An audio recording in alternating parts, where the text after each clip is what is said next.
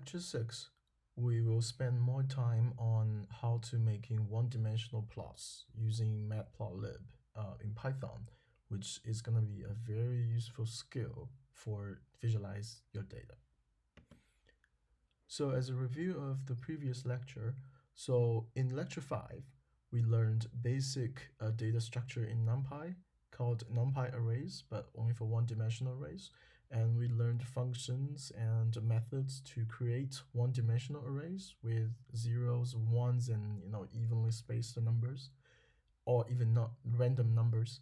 And we also learned how to use NumPy array functions such as max, minimum, mean, median, and median slightly different, and STD, standard deviation. And we also started to generate plots using matplotlib.pyplot, which if you still remember that we generated a sine function using that module. So in this lecture, we will learn how to control your style and lines in the plots. They're basically line plots, and also other options of one-dimensional plots in matplotlib. So recall what we did last time to visualize one-dimensional NumPy array using matplotlib. So we used the module called pyplot, and what we did was we did import matplotlib.pyplot as plt, and in this module we used the function called plot, and then the plot function takes the x-axis and y-axis, which is the horizontal axis and vertical axis, and plt.show tells Python that I want to see this plot immediately, right? So what happened, what you need to learn is that you need to use the import matplotlib.pyplot as plt, so that's the name of the module, and we use the plot function, which the syntax goes plt.plot, and it has two inputs which are required. So it's x and y, and x is the horizontal axis, y is the vertical axis, and there are options, and we will learn that today. And then after you use the plot function, and you use plt.show to tell Python that I want to see this plot immediately, right? So in this code, plot is the function name which belongs to the module plt, and we need input, which is the array on the horizontal axis, and we also need another input as the array on the vertical axis, and they have to be the same size, and there are options that you can control the style of your plot, and we will look at that today. All right, so let's try to make another plot, which is tangent theta. And the plot we looked at the previous slide, it was sine theta. It was nice, very nice periodic function. So what if we look at this tangent theta? So let's take a look at this code. So import numpy as np. So I import the numpy module and use np as its nickname. And I also use the pyplotlib and name it as plt. And then I define a numpy array using the arange function. So it's starting from 0, stop at 359. Remember that 360 is excluded, and the delta space is 1, right? So I have 360 numbers from 1 to 359. I give it to theta, and I'm plotting theta. I'm plotting tangent theta as a function of the theta, right? So what I did is I first called the degree to rad function theta convert the degree to radians, and then I called np.tangent function, which is np.tan function, and this is my y, and this is x, right? So I'm doing plot x and y, and so y is actually an operation like this. So after that, I do plt.show, and I can get the plot immediately, right? So what does the results look like? And the results look like this, which doesn't look like tangent theta, right? What's the problem here? All right, think about this. So because tangent theta, I have theta from 0 to 2 pi here, but remember that tangent theta is singular at pi over 2, right? So when theta equals to pi over 2 or 90 degrees here, so the tangent theta is infinity. but there's no infinity, so the computer gives me a huge number, which is 10 to the 16th. So that's definitely infinity compared to, one-ish numbers, right? So I get 2 infinity points here. That's why your plots are dominated by these spikes in the plot, right? So how to fix it? So to fix it is that, because I'm only interested in looking at a range of function between, say, 0 to 10 or -5 to 5. So I just change the limits of the horizontal axis, use the y-limit function, y-lim function. All right, so here's what we did, right? So remember that we did the plt.plot and theta and np.tangent theta, right? So this command, this line of code, gives you the tangent theta plot. And what you need to do is that I'm telling Python, I'm calling another function called y-lim, which means the y-limit, right? So if you look at this plot, and this is the x-axis, this is the y-axis, which is the vertical axis. X-axis is the horizontal axis. And you can see that if I give the input as another list or another array this way, so -5 to 5, which I'm telling Python that I only want to see the plot between -5 to 5, or tangent theta between -5 to 5. So this is what I get, right? So this is the y-axis limits on this, plt.ylim. And then you can see that -5 goes at this point. So my lower limit is -5, and my upper limit is +5. Right, so this figure looks much more closer to a tangent theta that you would expect, because this point goes all the way to infinity, and you don't want that point to dominate your plot. So this is how you set up the horizontal axis, the limits on the horizontal axis, to make your plots much nicer. All right, so the syntax goes plt.ylimit and ymin, ymax, and you can think about this. For a two-dimensional plot, we have another function called xlimit, and you set up the limits on the x-axis. All right, so let's take a look at 2 plots of sine and cosine theta functions we just generated. All right, so if you look at these 2 plots, which one is a better example of visualization, or which one you think is a better plot in general? All right, I think it's this one, right? So the reason this one looks much nicer is because you have a reasonable range, and you have labels, and we are using different colors for different plots, include different line styles, and also a title and legend. It's just like, as you look at this plot, you know exactly what information this plot is trying to tell you, right? It's trying to tell you that this green curve is cosine and that blue curve is sine, and you don't need any other explanations, right? So this is a much better plot, which means that putting information on the plot is also a very important part of your visualization.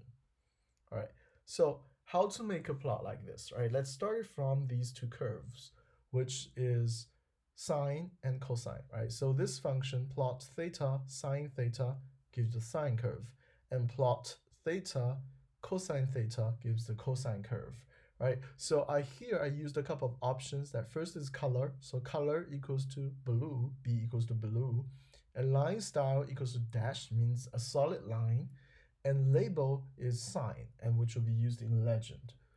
And for the second one, I used the line style equals to double dash, means that it's a dotted line, it's a dashed line. And color equals to G, which means green. And label equals to cosine, that's how I call the function, right? So to do that, I set the limit of the function, because before you can see that the limits, you have 0 and 6-ish and longer, so there are like blank spaces here not used. So if I do plot the x limit equals to 0 to theta max, remember that theta here is a numpy array. So max gives me the maximum number in theta, which is 2 pi, right? So x limit sets a limit for x, so now it's from 0 to 2 pi. And y limit is -1.2 to 1.2. So the reason you choose y -1.2 to 1.2 is that you have some margin margin, marginal region to make it less crowded. And next one, let's put on the axis. So we did x label equals is theta in pi.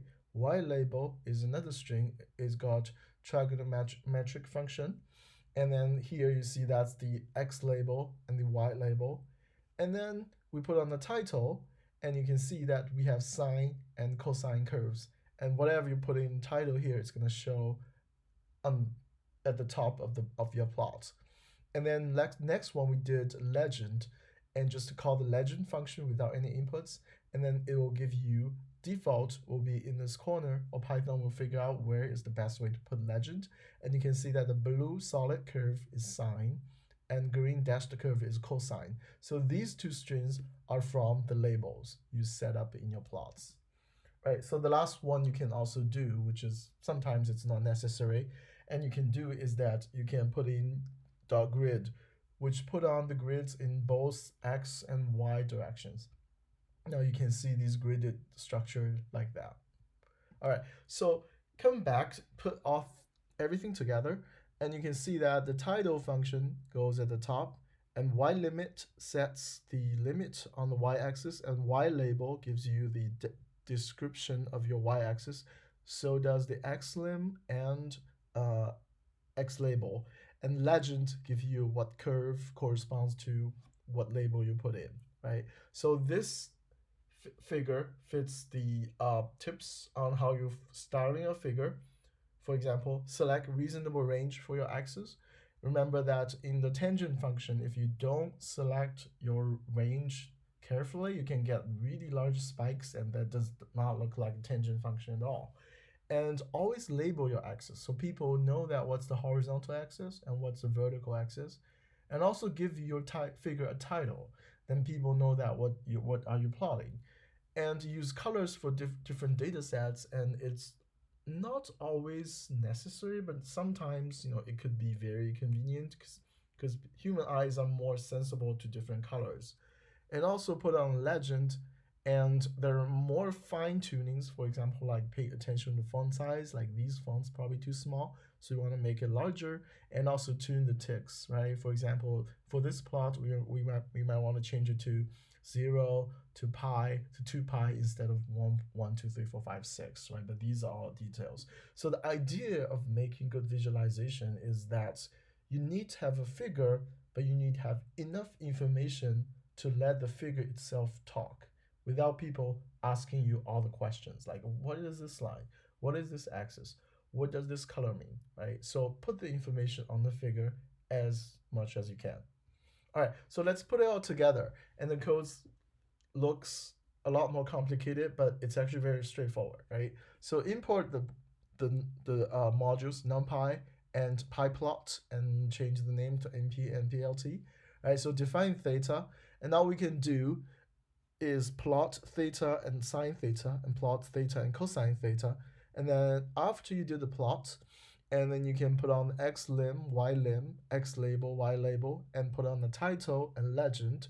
And don't forget to type in plt.show, because in Jupyter Notebook, if you don't do that, Python will make the plot, but it will not show you, right? So this is how we put everything together.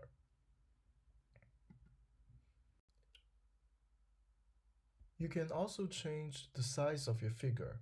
So remember that if you don't do anything, just do using the plots and limit, label, title functions, etc., and you'll get a small figure in the Jupyter Notebook, because that's the default size of one figure in Python, right? So if you don't want such a small figure, and you can change the figure size by another function when do plt.figure, and that will give you a new figure, and specify figure size and put in a tuple here, 12, 6. So 12 is the horizontal extension and 6 is the vertical extension.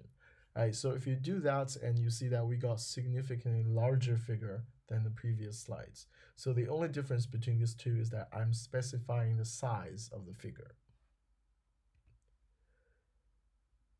So you can also change other properties of your figure, your line. For example, you can use markers for your data points. Like I want to show where those data points are, not just a line, right? So for example, this one, let's take a look at it. I'm plotting theta and sine theta square, and together with theta and cosine theta over 2, when theta is between 0 to 2 pi, right? So what I did here is I set the color to be red, line style to be solid line, a single dash, but I have another option called marker, and my marker equals to O, which means that I'm using circles. And this is label is called sign, and line width is how thick you want your lines to be. So I'm choosing the width to be 4. And also I can set up the marker size to be 12, so which means I'm using very large marker size. And this red curve is that sine theta square curve that I get. And you can see that I'm getting a red thick line with circular markers, and the color is red. All right, so the same idea is that I'm using other line styles and markers and colors for the black curve, which is the cosine theta over 2. So here, this is a way that you can put color, line style, and marker all together.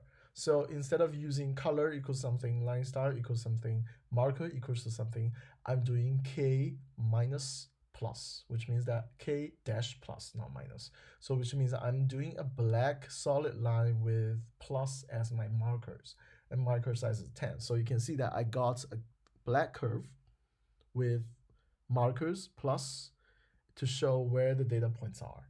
So that's how you change your markers and also the colors and the line width of your plots. So there are lots of properties that you can use in the plot function to control your plots. For example, line width, we show that you can change the width of your lines. And line styles, we can do dash, double dash, that's the dash line, and dash dot, that's a dash dot line, and dots, and also you can do steps. And also markers, there are options for markers and plus, dot, diamond, circle, star, and you can play with that. And colors, and you can use these default, blue, green, red, black, yellow, magenta, and crayon, or any other matplotlib colors that's denoted by RGB color values. And also marker size, and you can use a number to change marker size, and also label, and that's any string that you put into label your curve. And to control the axis, and we use the function is that the other function like figure, make a figure, and you can change the size of a figure, and also grid, and put on the grid, and show, which shows the plot, and subplot and text, and we'll talk about those later. And title, X label, Y label, X lim, Y lim, and X scale, Y scale. So that scale is useful because you can change it to be linear or logarithm. And also X ticks, and get to set the current tick locations and to where to put the ticks on your axis. And this is kind of useful, and we'll use that later. So if you want more information about how to control the line properties of your figure, and you can find here in the tutorial or the manual of the Matplotlib module and online, and by click this link, and you can get lots of examples and explanations on how to use these properties. So let's take a couple more examples. For example, if we do this, you can see do plot theta and sine theta. So that's x and y. So I'm plotting sine theta as a function of theta. And I'm setting the color to be red, line style to be dashed, so that's double dash, and label is sign, so that's a very nice red, and you dash the curve. So the same idea is that I'm doing a black curve with a marker of circle. So you can see the curve with markers on it showing where your data points are, and with the black circle. And also you can do without line, so you just say line style equals to none, and marker equals to plus, and I'm using the color is magenta. And you can see that what you get is just a bunch of magenta pluses forming something looks like a sine curve. And that's also another way of visualizing one-dimensional data points. And the other one, and to simplify this, you can just simply do theta, plot theta, sine theta, m plus, which means I want to use magenta and pluses as my markers and no lines. So this is how this code is equivalent to that one. So the last one is that you can choose a line width. For example, here I'm not doing anything else. I'm just using the line width equals to 8, which is a very thick line. So you can see that I'm getting a very thick line showing what sine theta is. Right, so based on what you need and what fits best in your plots, and you can choose what plotting style and line style and other options to use in your line plots.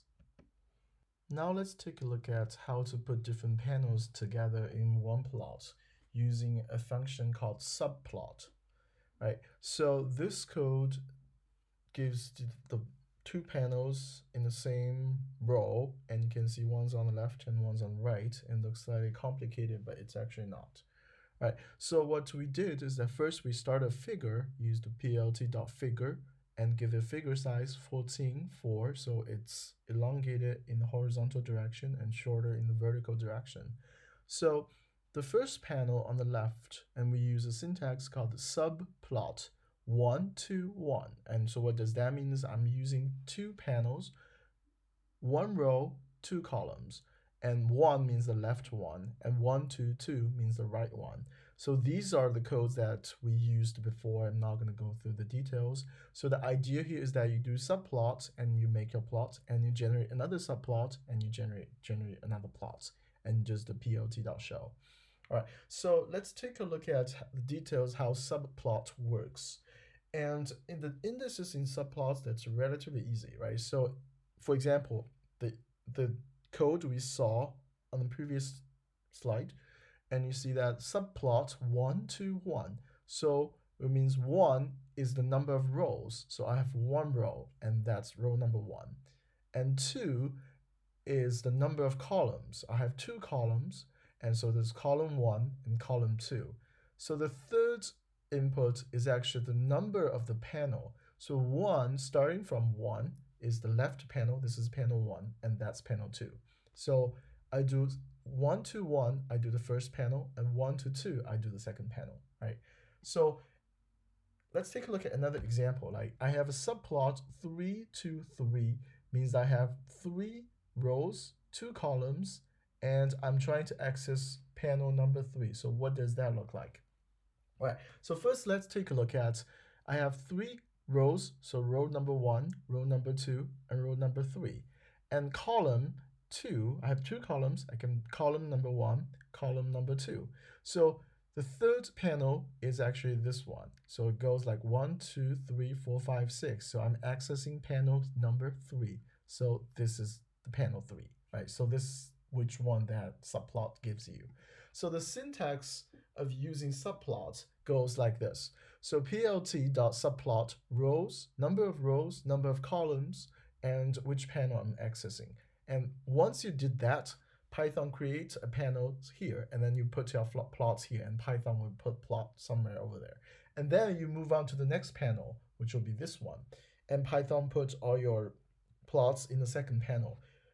Once everything's done, and don't forget to put in plt.show, then you're showing all plots, right? Otherwise, sometimes you generate the plots, but you're not seeing it. All right, so there are other choices on one-dimensional plots, and now, up to now, we only learned how to use line plots by using the function plt.plot, right? So that gives you lines, but you can change the markers, line width, colors, etc. But there are more choices, including like stem, step, and field plots.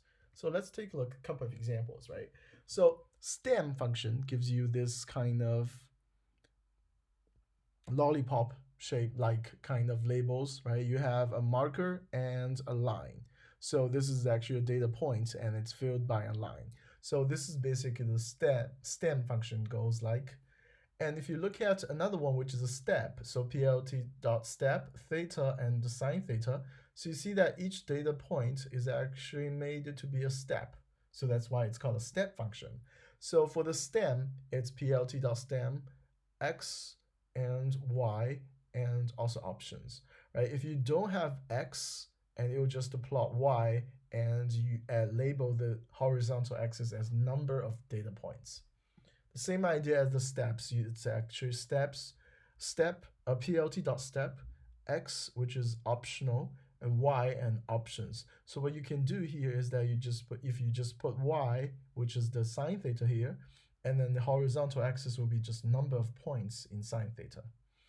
And another one that we don't use very often is that the field plots, right? So the syntax is actually plt.fill x, y, and other options. So what happened here is sine theta, as you can see that anything between the horizontal axis 0, x equals 0, y equals 0, and the curve, it's actually filled by a color, and the default color is blue. So this is the fill function gives you.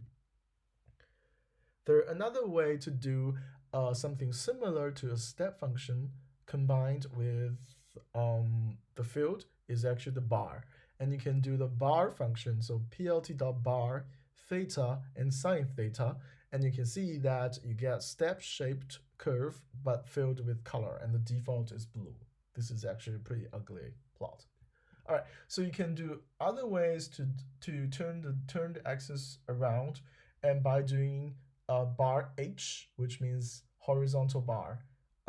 That's a typo. So it should be bar h, and you can see that the bar h, and if you do the bar h theta and sine theta, and the horizontal axis becomes sine theta, and vertical axis becomes theta in this way, right? So there are other ways of one-dimensional bar plots, and which you might be using in other softwares like Excel. But you can also do things like this in Python. You can put two data sets together using bar plots and using different colors to show different data sets, and also put on an error bar. So this is an example that you can get from Matplotlib, and the code goes like this. It's slightly more complicated, but the syntax is relatively straightforward, right? So you import NumPy and the PyPlot library, and this is my data set. Number of groups, I have 5 groups, so n equals 5. So man means and woman means, these are my data sets, but they're tuples, right? It doesn't matter. It's just basically a sequence of numbers.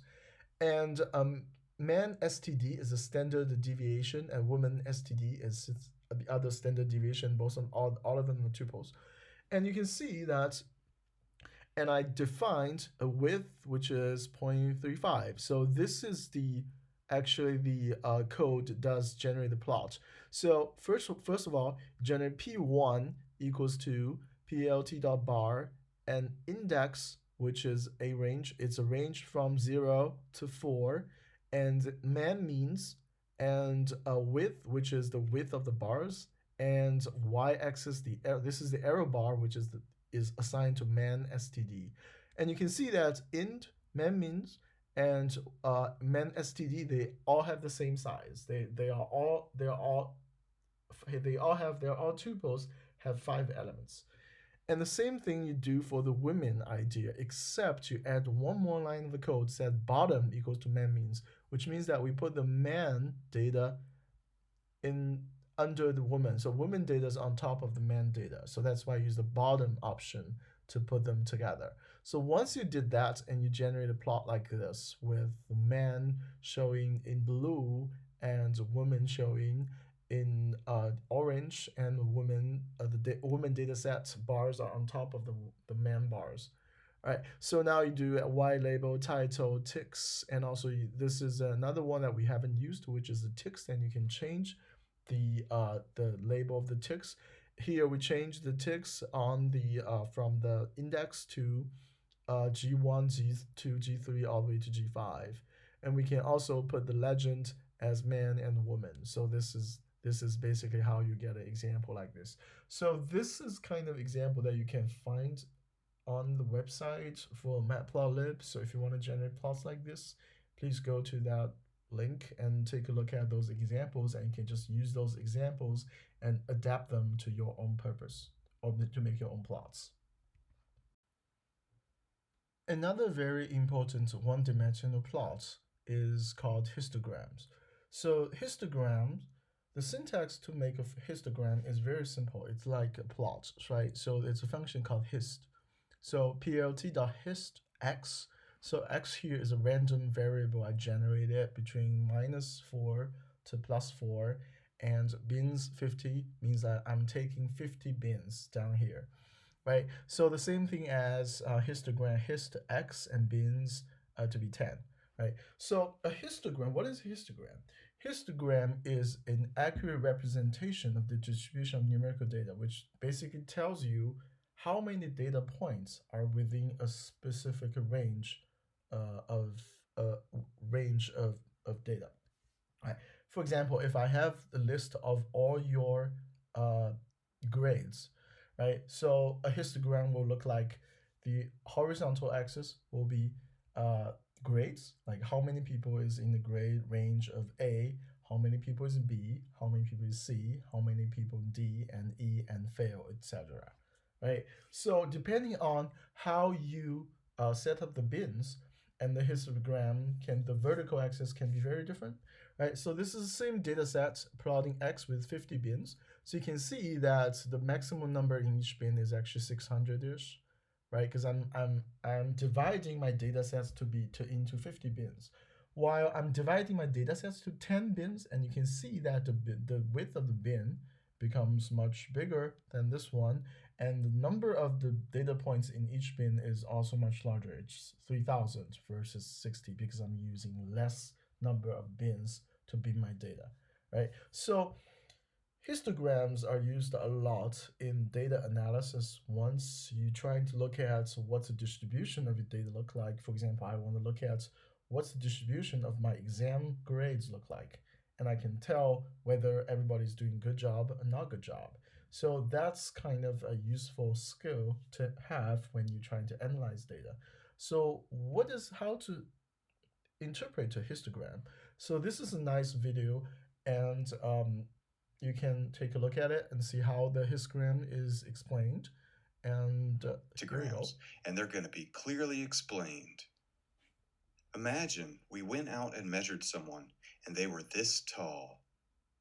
And then we measured someone else. And then we measured a whole bunch of people. We've measured so many people that the dots overlap. Some dots are completely hidden. We could try to make it easier to see the hidden measurements by stacking any that are exactly the same. But measurements that are the exact same are rare, and a lot of the hidden measurements are still hidden. So, instead of stacking measurements that are the exact same, we divide the range of values into bins and stack the measurements that fall in the same bin. This, my friends, is a histogram. Bam. The taller the stack within a bin, the more measurements we made that fall into that bin. Duh. We can use the histogram to predict the probability of getting future measurements. I would be willing to bet that the next measurement we make is somewhere in this range. Measurements out here are rarer and less likely to happen in the future. If you want to use a distribution to approximate your data or future measurements, histograms are a good way to justify your decision. By the way, if you don't know what a distribution is, there's a StatQuest for that. In this case, we might use a normal distribution to approximate the data and future measurements. If the data look like this, we might use an exponential distribution to approximate this data and future measurements. Note, figuring out how wide to make the bins is tricky. If the bins are too narrow, then they are not much help. In this case, the bins are so narrow that pretty much every measurement gets its own bin.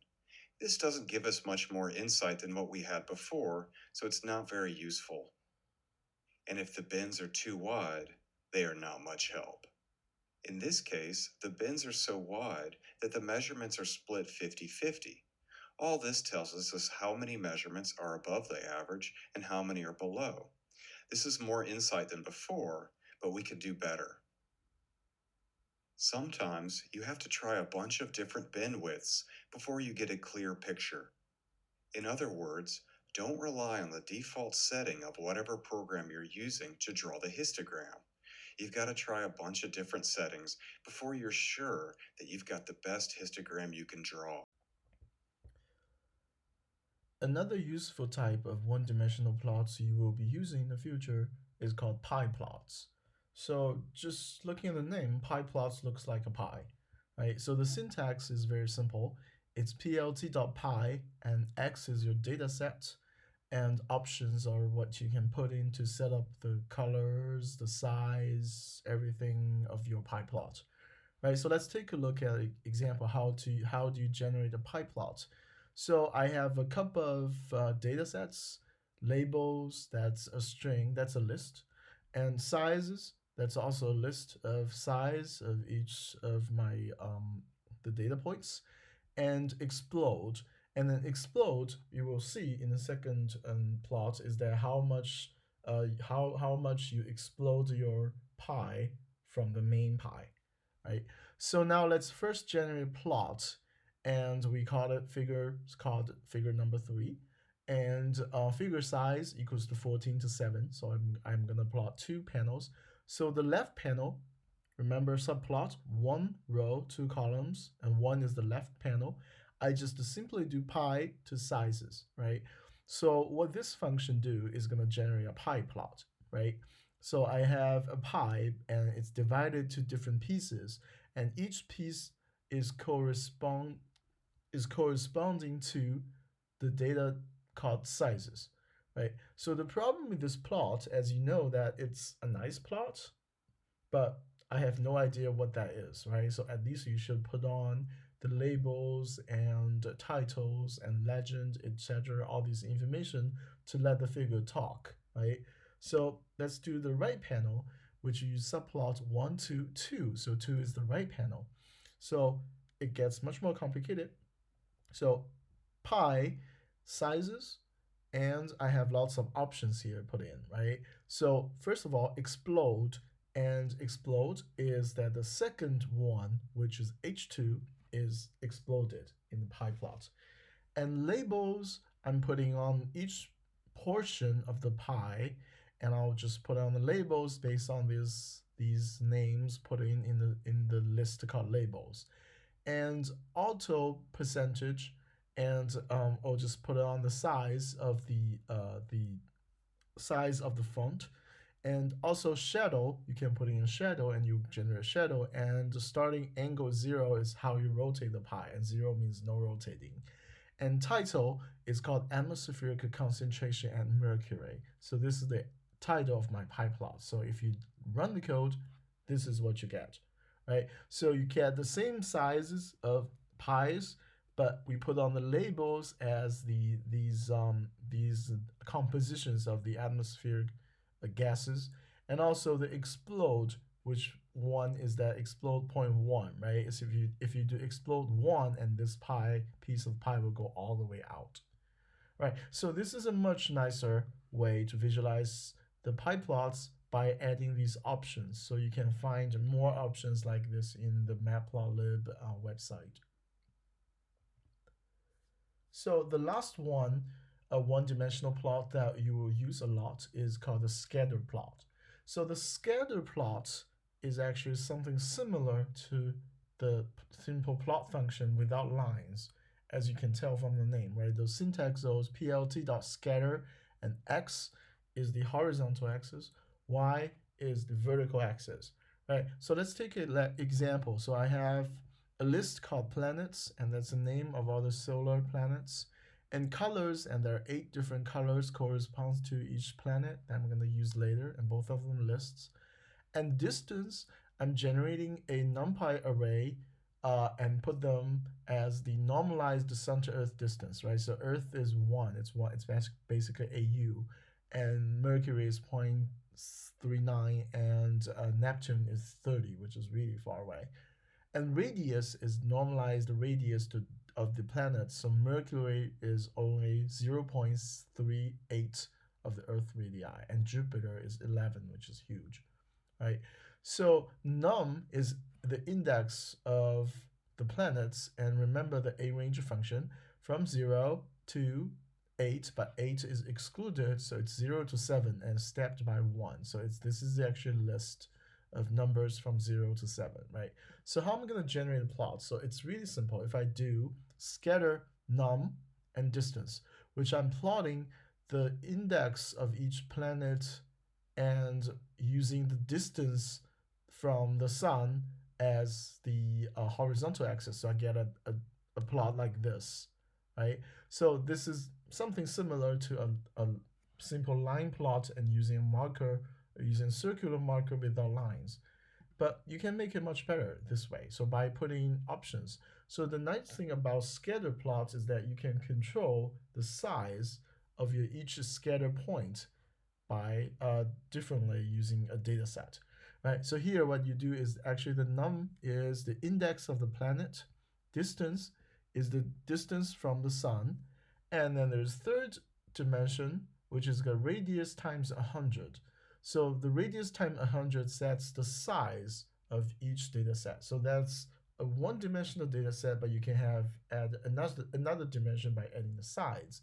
And color equals to colors, which is the list that I defined here, and then it's colored for each planet, right? So if I do that, what I get is the same plot like this one, but each scatter or each circle of the data points have different sizes, and these sizes, the size of those data points are specified by radius. And times 100 is because I want to make it larger. If you don't do the times 100, it's really small. Everybody is a dot. It's just too small to visualize, right? And then color, you put in different colors for different planets and specify by this list. So it's a little bit surprising here that you can see that I'm using num here is a numpy array. Distance is a numpy array. But radius is a list, right? And the color is also a list. So here you can see that as long as you put in the same amount of elements into the plot, it doesn't matter whether it's a list or it's a numpy array. It can generate a plot for you, right? So as long as they all have the same number of elements. So here num, distance, radius, colors, they all have an element number of 8. That's 8 solar planets, right? So another one, come back to here to make it nicer, so you can label your axis and put in a title, which is called distance from the sun. And also you can change the tick names here. So I'm changing from changing the tick number, which is 0 to 7, to planets, and planets is the list that I defined for the name of the planets. So you can see that if you do that, and then ticks are changed from 0 to 7 to Mercury to Neptune. So this is a nice way that you can change your numerical axis to alphabetic, right? For example, like A, B, C, D, E, and here these are the names of the planets. All right, so this is a syntax of the scatter plot. This is horizontal axis, vertical axis. That's the same as most of the one-dimensional plots, but you have another option to scale the bubbles, which is basically the size of the bubbles. And also you can specify different colors for the bubbles here as well. So you should be able to practice this in the Jupyter Notebook files and see if you can understand how to put in multiple options in a scatter plot, and which will be very useful in the future. We'll be using this type of plots a lot in the future. All right, so the last slide is the choice of axis. So remember that there's a function called xScale that we saw before. So trying to plot the function using a linear scale, and sometimes they don't do it very well. For example, look at this. So the same idea, we have distance, radius, and mass in here. So we generate a plot. If we plot the function of mass, solar planet mass, as a function of distance, and we scale them with the radius and put different colors, and we label your plot and put in the title, and this is what you get, right? So what you get is that this is the radius from 0 to 30, so from Mercury to Neptune, and then the vertical axis is the mass of each planet, right? So you can see they scatter around. Jupiter is huge and this is Saturn, and these are the ice giants. But the terrestrial planets are all clustered together. So this is a very bad plot because you have four data points here. They all clustered together and you just can't see them because if you look at the mass, right? So the Jupiter is 1800, while Mercury is 0.3. So that's 3 orders of magnitude changes.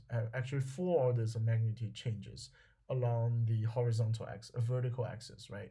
So which means that if you do a linear scale and most of the weights will be in the largest number and the small numbers, they just can't see them. They just cluster all together, right? So how to fix this? And to fix this, you do the same bubble plots or scatter plots, but what we do is that we change the horizontal and vertical axis to be logarithm by using the x scale function.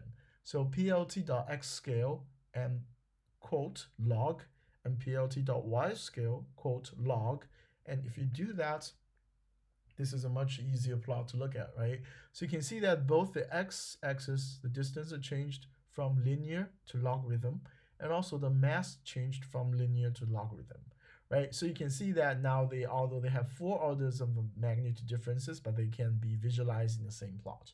So this is why sometimes you need to consider using a logarithm scale rather than a linear scale. And how to use it? Just use the x scale function and the y scale function to change your axis. All right, so now let's make some plots and trying to look at the in-class practice and see if you can make your own plots.